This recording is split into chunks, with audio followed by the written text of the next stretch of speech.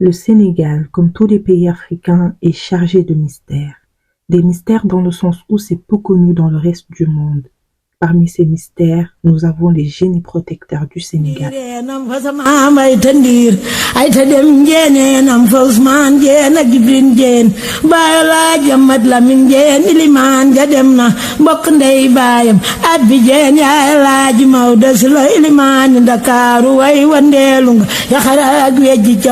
loolu nga bokk ak say naa Limaamu Kumba Ndooy borom julli gi ci Yoof ajiboo daay laa yàlla neen doo ñoom te duñu yow yaxara caw gi wejji caw nga bokk ak say naa Limaamu ndey ñambaas caw mi jari ji woon Yoof wejji jigéenum doo yaa bey jigéenum gan caw ca néegi ndangaañ ku la way kap weer yëngu mbuy ak gàgga lo beeg waa coob maam saan caane jaxeer gey mañ nga sunu gi jëw Suleymaani jama gey saan caane waddi jama gey beytiiri xuja samba muuri xuja sambi maam sawlu ngañ mi goroon dangu doo ñoom.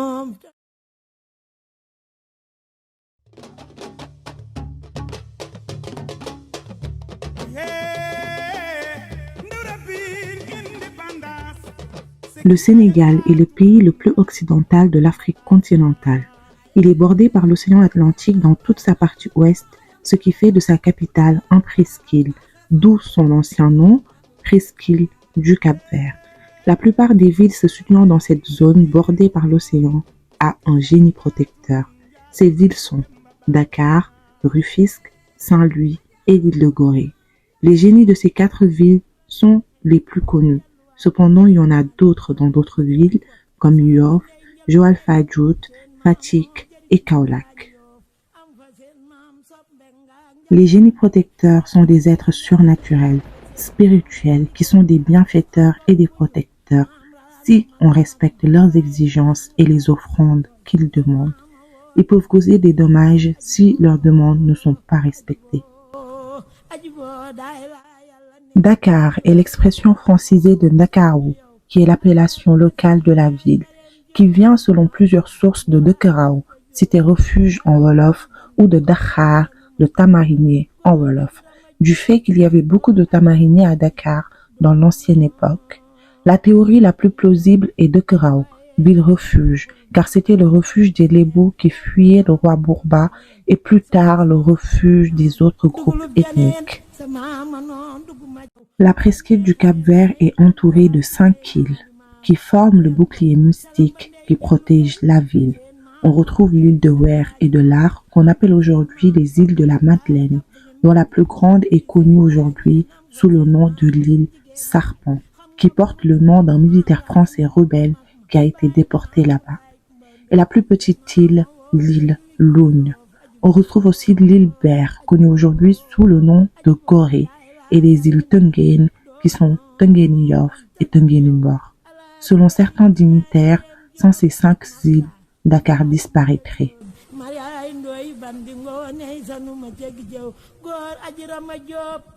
Dakar, surnommée la ville refuge, bénéficie d'une protection, une garde assurée par un génie protecteur connu de tous les Sénégalais. Il est important de noter que cette sauvegarde est attribuée à Ndek Daour Mbaye, habitant de Wer, c'est-à-dire Koudek Wer, et non à Lek Daour Mbaye. Selon la croyance populaire, ce génie protecteur mi-homme, mi-cheval veillait sur Dakar et sur tout ce qui y posait les pieds. Lorsqu'il effectuait ses rondes nocturnes à travers la ville, on prétendait entendre des bruits semblables aux sabots de cheval, émettant un son distinctif.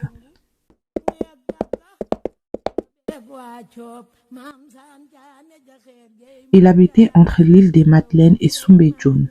Puisqu'il vit sous la mer, on dit que sous sa forme naturelle, il était mi-homme, mi-cheval. Il l'est toujours d'ailleurs. D'après les récits des anciens, la présence de ce génie protecteur garantissait la sécurité exceptionnelle de Dakar, éliminant tout acte de vol, de violence, voire de mensonge. Ces comportements étaient considérés comme inhabituels dans la presqu'île du Cap-Vert. La période où Ndao Mbaye assurait sa surveillance était marquée par une tranquillité remarquable, faisant de Dakar un lieu préservé des maux sociaux.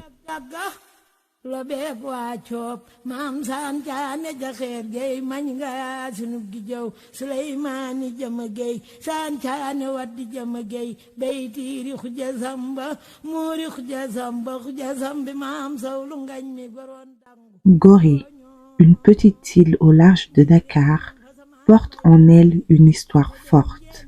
Connue surtout pour son rôle triste dans le commerce des esclaves, Gorée dévoile des rues étroites et des maisons anciennes qui racontent son passé. La maison des esclaves, un symbole poignant, rappelle les souffrances des esclaves. L'île classée au patrimoine mondial de l'UNESCO attire par sa beauté et son calme, mais surtout, elle nous pousse à réfléchir sur les tragédies du passé. Pour aller à Gorée, on prend une chaloupe qui relie Dakar et Gorée du nom de Kumba Castel. Kumba Castel qui elle-même est le génie protecteur de l'île de Gorée.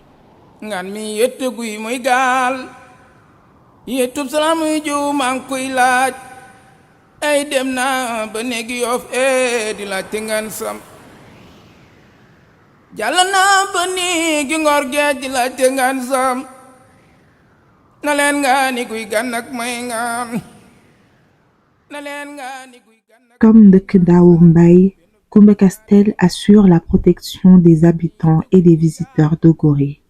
J'ai déjà entendu dire qu'elle n'est pas très gentille, mais en vrai, d'après les connaisseurs, un génie protecteur est censé protéger.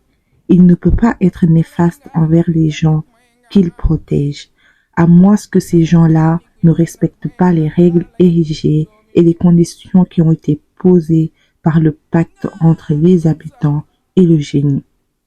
D'après mes recherches, elle peut prendre l'apparence d'une très belle femme et se promène dans les rues de Gorée.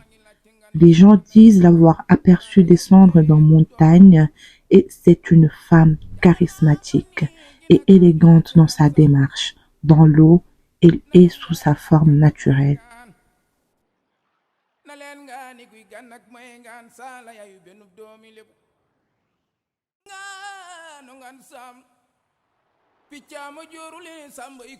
Saint-Louis, appelé en wolof Ndar, joyau du nord du Sénégal, évoque un charme colonial imprégné d'histoire.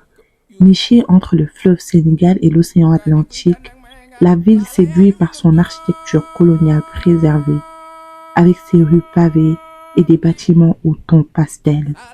En tant qu'ancienne capitale du Sénégal, Saint-Louis résonne d'une riche diversité culturelle, influencée par les échanges commerciaux et les mouvements migratoires. L'île de Saint-Louis est classée au patrimoine mondial de l'UNESCO et offre une expérience captivante avec ses marchés animés, ses festivals colorés et son atmosphère chaleureuse, faisant de cette ville sénégalaise une destination incontournable pour les voyageurs en quête d'authenticité et de tradition. Saint-Louis est la ville du Thiéboudjen et des signards ou signoras, les enfants qui naissaient de l'union des esclaves et des maîtres. Le génie protecteur de cette ville s'appelle Mam Kumba Bang. Elle est un génie femme, très belle à la peau claire et aux cheveux très longs. Elle est comme les autres mi-femme, mi-poisson. Elle aime, selon les Saint-Louisiens, prendre l'apparence d'une belle femme normale et se promener au long du fleuve Sénégal et s'asseoir sur un banc au bord du fleuve, d'où son nom, Mam Kumba Bang. Bang qui veut dire en wolof, bon.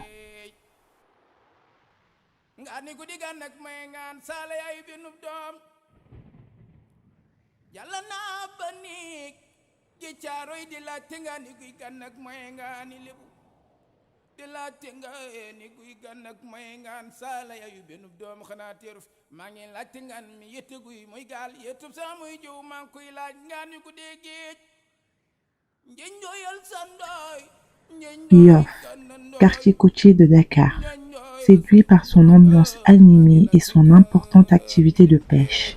Avec ses pirogues colorées, ses marchés locaux et sa proximité avec l'océan Atlantique lui offrent une expérience authentique, mêlant tradition sénégalaise et dynamisme local.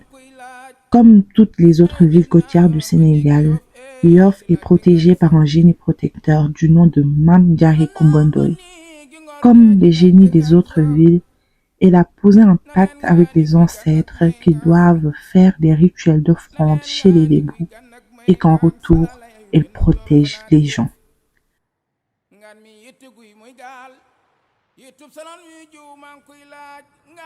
Comme Yoff, on peut aussi trouver le génie protecteur Mambosé à Kaolack, qui est une ville centrale du Sénégal, et à Fatick, qui est une charmante ville du Sénégal également, située dans la région du même nom et qui est connue pour sa tranquillité et son atmosphère chaleureuse. On peut trouver le génie protecteur Mame Mindis.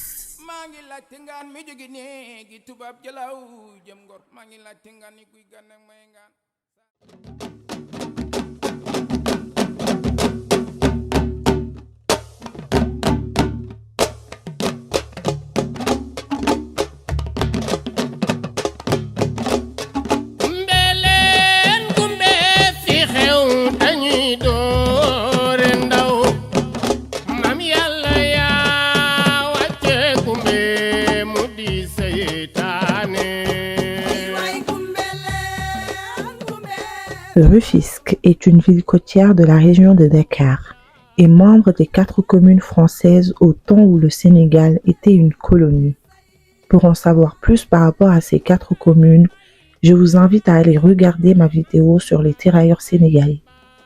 Rufisque appelé localement Tëngéej, et ce nom viendrait d'après certaines sources de Teen ou Géej qui signifie marécage ou Tim Géej qui veut dire au-dessus de la mer.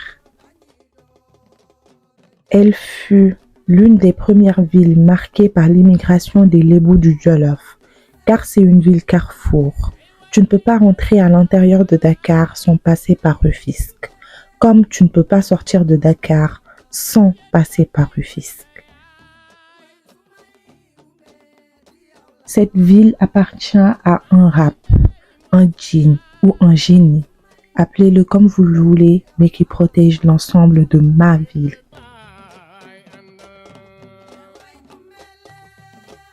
De Ndankou à Mérina, en passant par mon quartier natal Ndépé, par Guet-Ndar, Diokoul ou Tchaoulène, Rufisque c'est la ville du génie protecteur femelle, Mame Coumba Ndoye, le génie de tous les génies de l'ensemble des mers.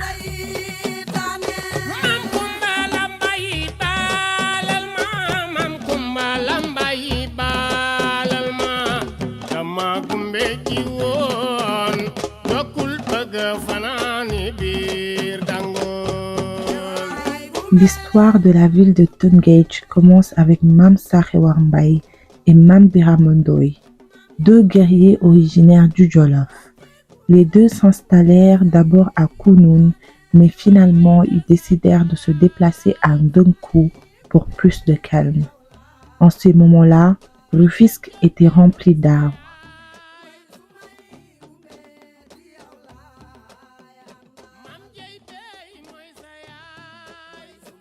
C'est pendant que les 2 hommes étaient en train de couper les arbres pour pouvoir habiter que Mame Coumba leur apparaît pour leur demander qui leur a donné l'autorisation de s'installer dans ces lieux.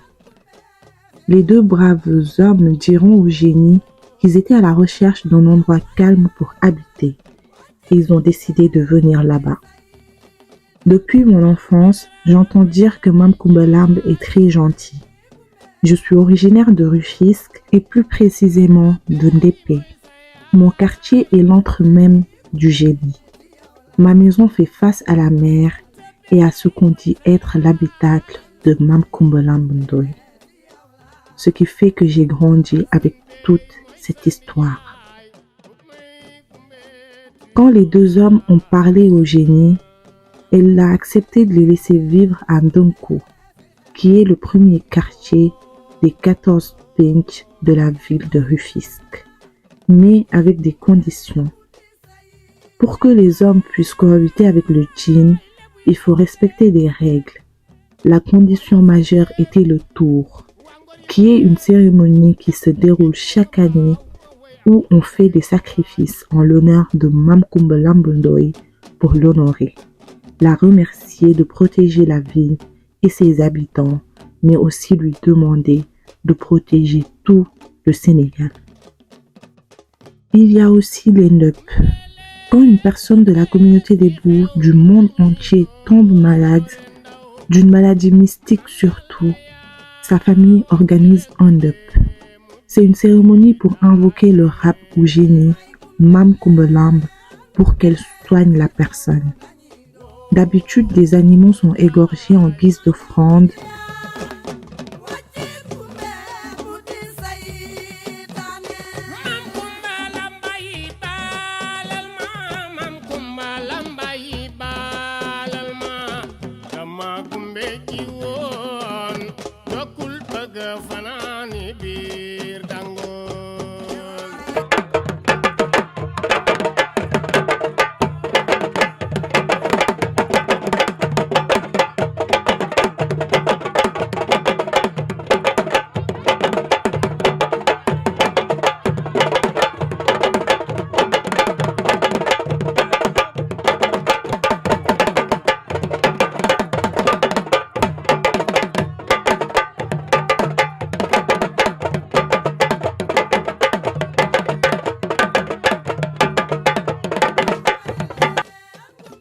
Mam Kumbalamb, d'après la croyance populaire, comme Dek Daour Mbaye, est mi-femme, mi-cheval quand elle circule dans les quartiers de Rufisque. D'après certaines personnes, elle peut aussi prendre l'apparence d'un chat. Puisqu'elle vit dans l'eau, d'aucuns disent qu'elle est mi-femme, mi-poisson dans son apparence naturelle. Elle a 2 fils, Sang et Paul, qui sont des tyrans et qui tétanisent la population. Leur mère, très gentille, protège les habitants de la ville des méfaits de ses 2 fils. Quand j'étais petite, on nous racontait que le génie, la nuit, prenait l'apparence d'une personne qu'on connaissait pour nous raccompagner jusqu'à chez nous pour qu'on ne rencontre pas ses enfants. Que quand ta lumière est allumée tard dans la nuit, elle toque pour te dire que la nuit n'appartient pas aux humains et d'aller dormir avant que ses fils n'arrivent. Je me rappelle aussi qu'un jour, je devais être à l'école primaire. Un matin, on nous a donné une information comme quoi les fils de Mam Kumbalamb se sont enfuis et qu'on devait tous attacher un morceau rouge au poignet pour nous protéger. Ce jour-là à l'école, on avait tous un morceau rouge avec nous. Et en tant qu'enfant, c'était trop drôle pour nous. Comme je l'ai dit plus tôt, Mam Kumbalamb est le génie de toutes les eaux. Si pour certains elle est la mère de toutes les autres génies, ou la coépouse de toutes les autres génies et leur mari c'est Ndek Daour, pour d'autres, toutes les autres n'existent pas. Et c'est elle et uniquement elle qui règne partout avec différents noms. Je m'explique. D'après certains, Mam Kumbalamb serait la mère de Kumba Castel de Gorée, de Mam Kumba Bang de Saint-Louis, de Mam Diaré Kumbandoy de Yoff, de Kumba Kayel de Ngaparo, de Mam Mindis de Fatick, de Mam Bossé de Kaolack et de Kumba Chupan qui règne jusqu'au Brésil. On dit également qu'elle n'est pas leur maman, mais bien leur coépouse, car elles ont toutes pour mari Ndek Daour Mbaye, le génie protecteur de la ville de Dakar et le seul mâle de tous les génies. Pour les autres, Mam Kumba n'a qu'une seule fille et c'est Mam Diaré Kumbandoy de Yoff. En effet, tous les autres génies femelles n'existe pas. Et c'est Mam Kumbalamb Ndoye qui change de nom à chaque ville où elle va. Elle a pour base Rufisque, mais règne sur toutes les eaux, du Sénégal en passant par le Cap-Vert, jusqu'au Brésil.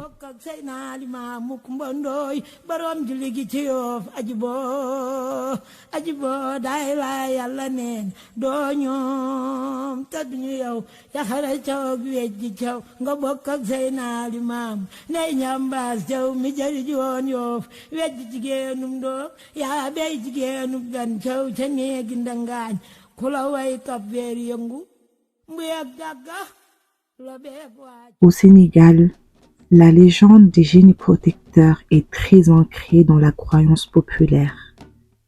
Moi, personnellement, ayant vécu à Rufisque, j'ai toujours eu écho de l'histoire des génies protecteurs. La cérémonie des tours se fait devant chez moi, dans la mer de Ndépé. Donc j'ai baigné dans cette ambiance-là depuis toujours. J'ai déjà connu des gens possédés ou malades, à qui on a fait des ndep pour les soigner. Je pense que je ferai une vidéo sur le ndep pour mieux vous expliquer ce que c'est.